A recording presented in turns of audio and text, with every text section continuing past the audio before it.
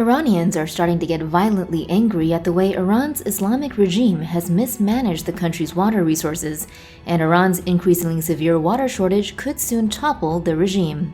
Bloomberg reports that last month's violent protests against Iran's intense water shortage are set to get more violent and could very well topple the Islamic regime that has ruled Iran for decades.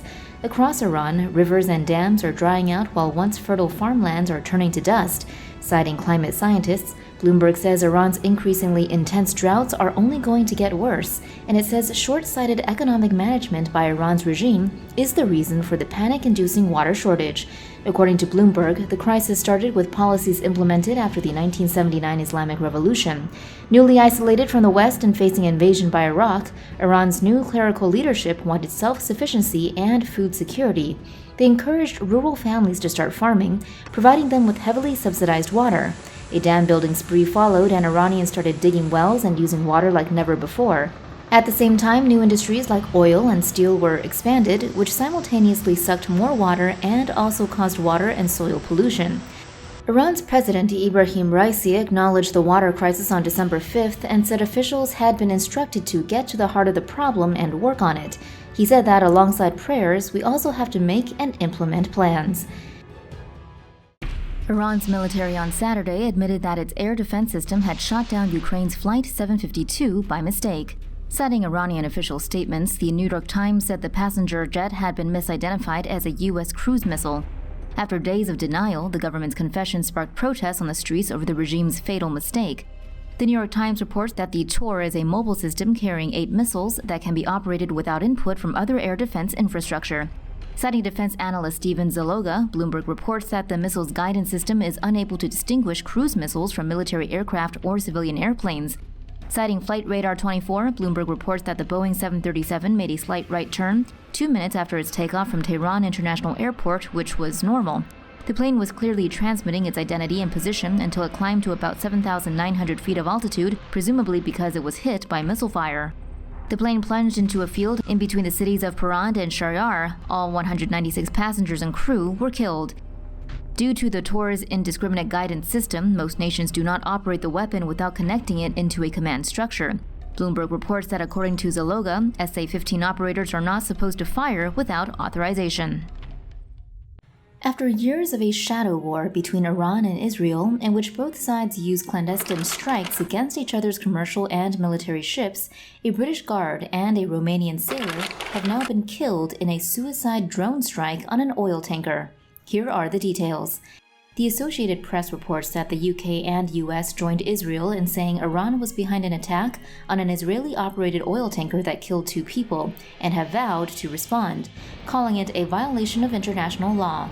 U.S. Navy explosive experts believe a drone strike hit the tanker off the coast of Oman, killing a British security guard and a Romanian ship worker.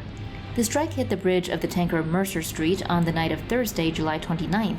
It marks the first known fatal attack after years of assaults on commercial shipping in the region linked to tensions with Iran. While no one has claimed responsibility for the attack, Israeli officials alleged Tehran launched the drone strike against a ship that was being operated by an Israeli company. Iran denied the allegations and said Israel killed the ship workers in a false flag attack designed to show Iran in a bad light.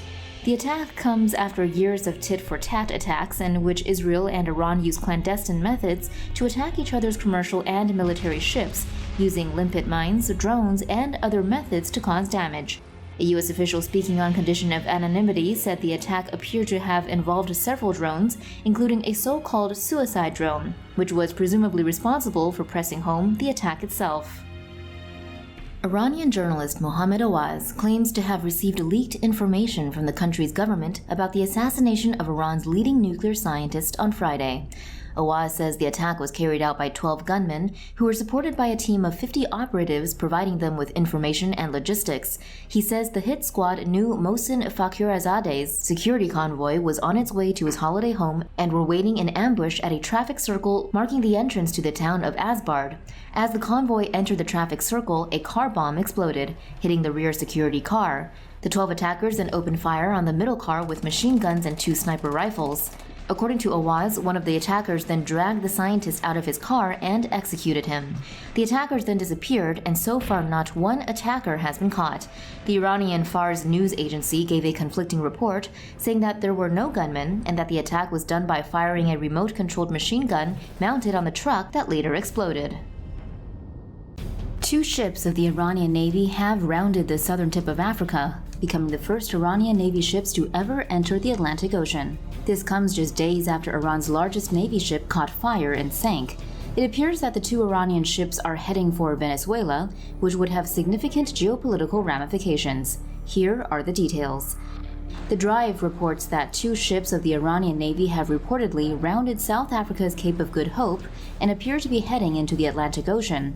The 2 ships are the frigate Sahand and the Makran, a converted tanker that looks like it's designed to be a mobile base. This latest news comes 2 days after the Karg, one of Iran's largest and most important naval ships, sank after suffering a major fire, the causes of which remain unclear.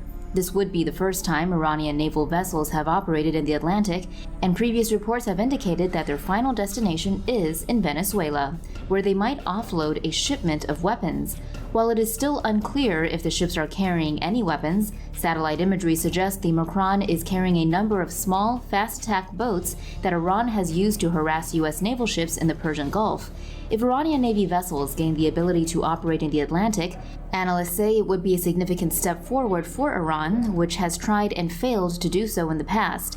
The Pentagon says the delivery of Iranian weapons to Venezuela would be a provocative act and a threat to America's partners in the Western Hemisphere. The Pentagon said, "We would reserve the right to take appropriate measures in concert with our partners to deter the delivery or transit of such weapons."